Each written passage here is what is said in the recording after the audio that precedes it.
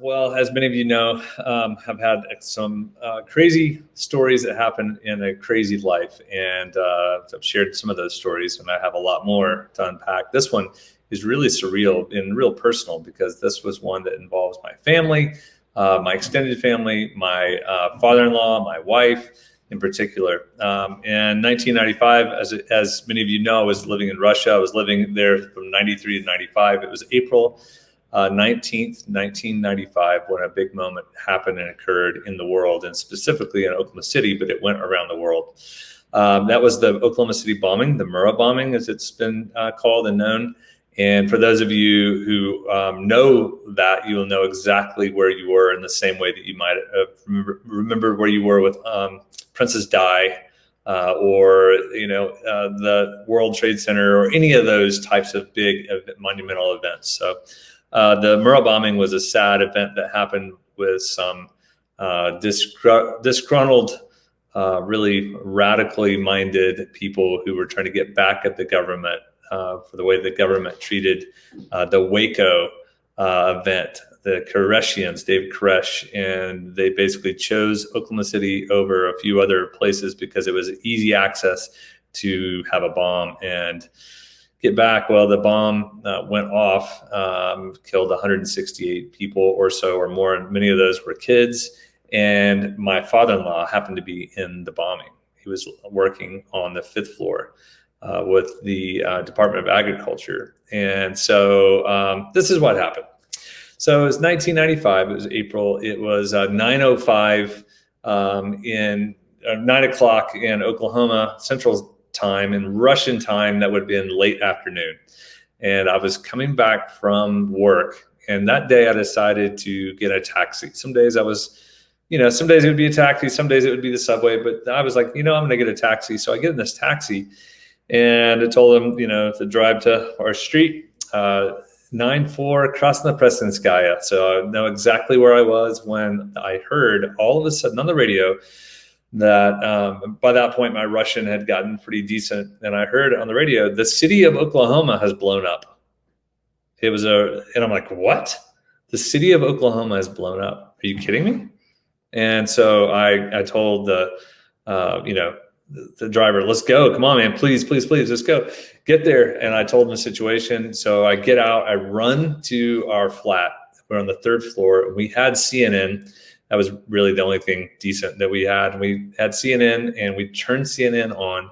And as soon as we did, I saw my future father-in-law. Now, my wife and I were engaged at the time, and I was planning to move back in June and get married in July. My future father-in-law is walking down the ladder. His name is Jack Gobin. He's an amazing man, great person. I look and see Jack walking down the ladder. He was the second person down. And I'm thinking, are you kidding me? Is this really Jack? I had to look really closely. I'm like, this Jack. And all of a sudden I decided, I've got to tell Kelly. Well, what was going on during that time was Kelly heard the explosion. She was in Oklahoma City. The explosion affected the downtown area. I'll show you some pictures here in a minute.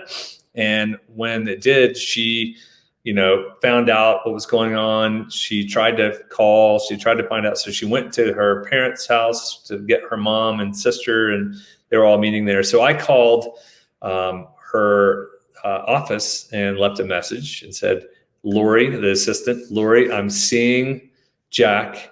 He was coming down the ladder. He's fine. He's okay, it looks like. And then I saw him every once in a while walking in certain locations.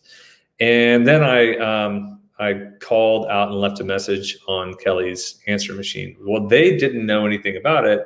It was the answering machine, my message from the answering machine, where they got the news that he was okay, which was crazy to think around the world at that time, before internet really, before any true, cell phones, any email that you could actually make a phone call and see something, and how quickly it could spread.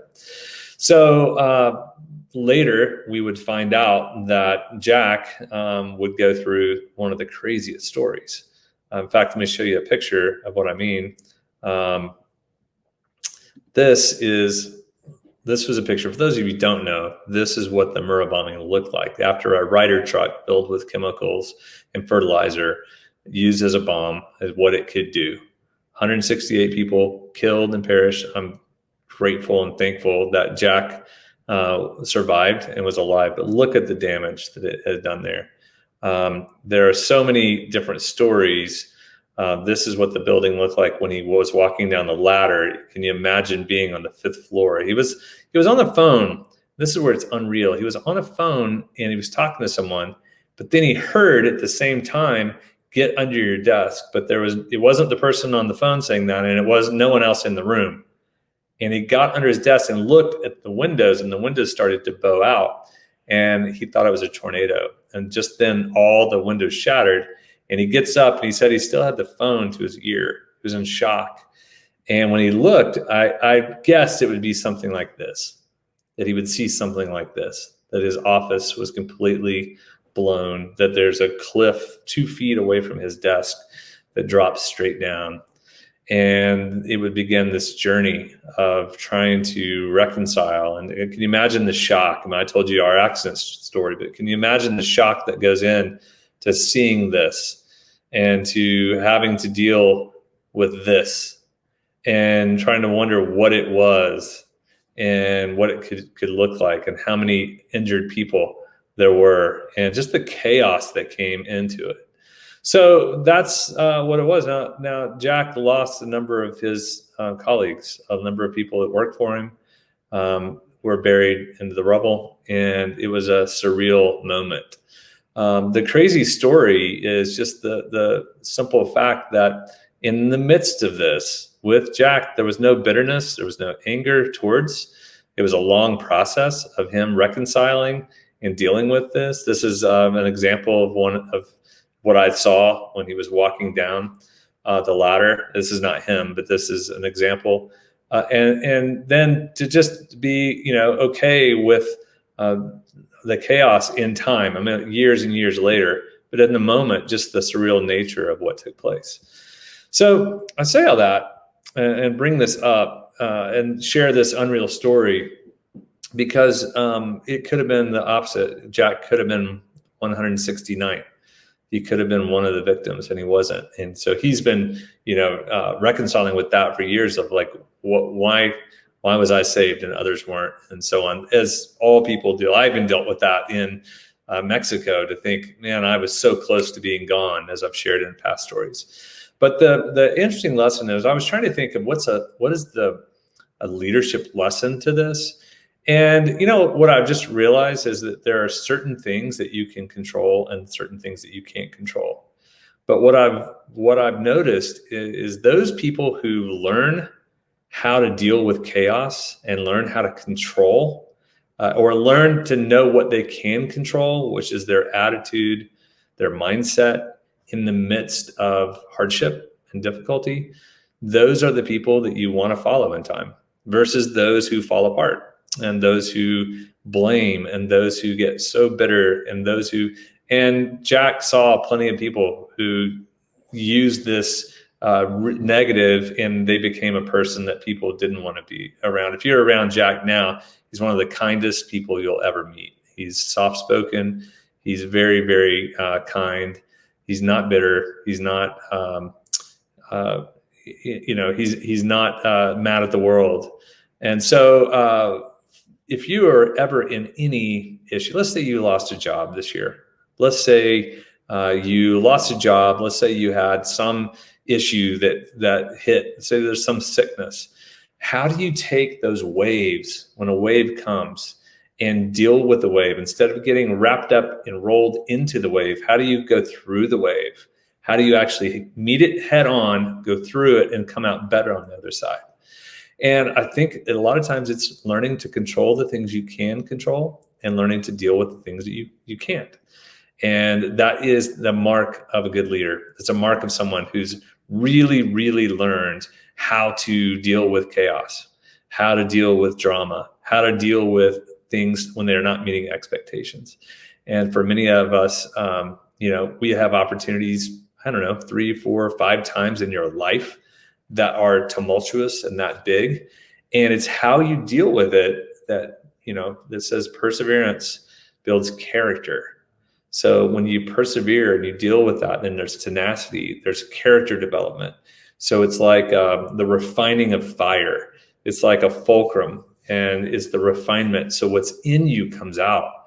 And so that's my encouragement to you, is to go, how do you deal with chaos? How do you take things that are so big, and how do you actually deal with them? I know for my wife and for Jack, I know my wife dealt with it, and there was all these emotions. I almost lost my dad, and trying to figure out how to help him and serve him.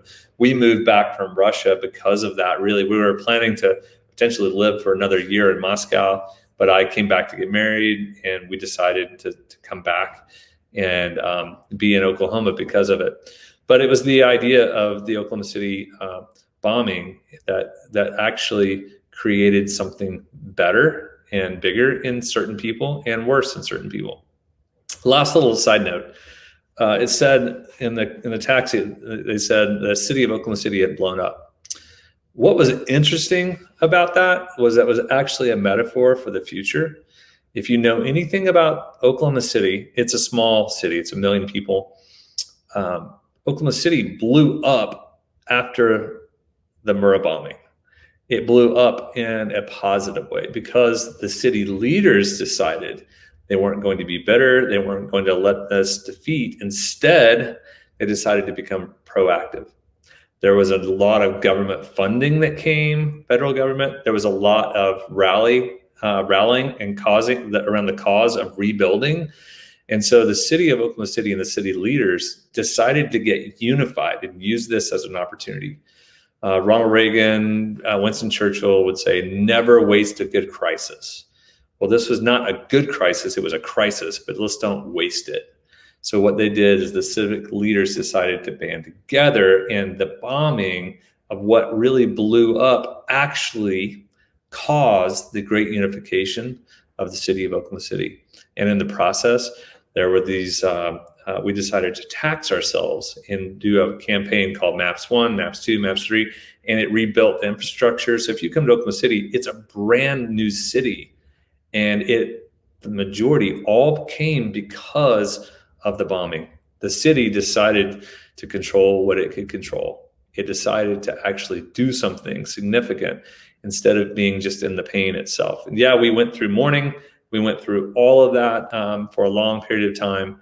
But from the ashes came this growth, and just came this green in a city, to the degree that the Oklahoma City Thunder wouldn't be here without the Murrah bombing. The growth of Oklahoma City wouldn't have happened. There's a number of things that wouldn't have happened, all because the civic leaders decided to work together. So again, use that as a reminder that when you look at things like the Murrah bombing, when you look at personal tragedy, to go, what is it building in you? Where's the tenacity? What is the perseverance that's happening, that's building something in you that's so significant that might help build the character in you, that then might be the thing that builds something substantial in your world.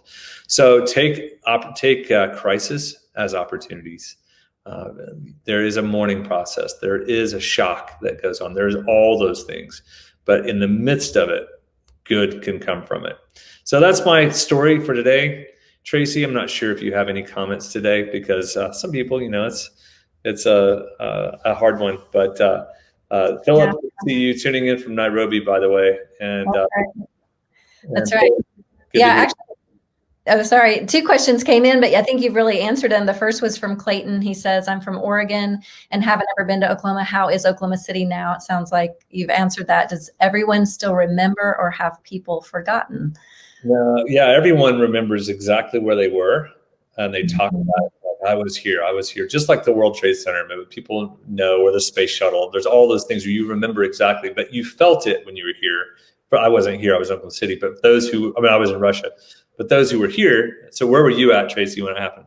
Yeah, so I was a teacher at the time, and I was on a school bus with my students going to an event. And so when we got there, the TVs were on and we all saw. So I'll never forget that. Yeah, absolutely. So people will remember it. But and if you're ever in Oklahoma City, sometimes once a year, usually I do this. I go to the top of Devon. It's a 50-story building, and it looks out through the entire prairie. It's beautiful.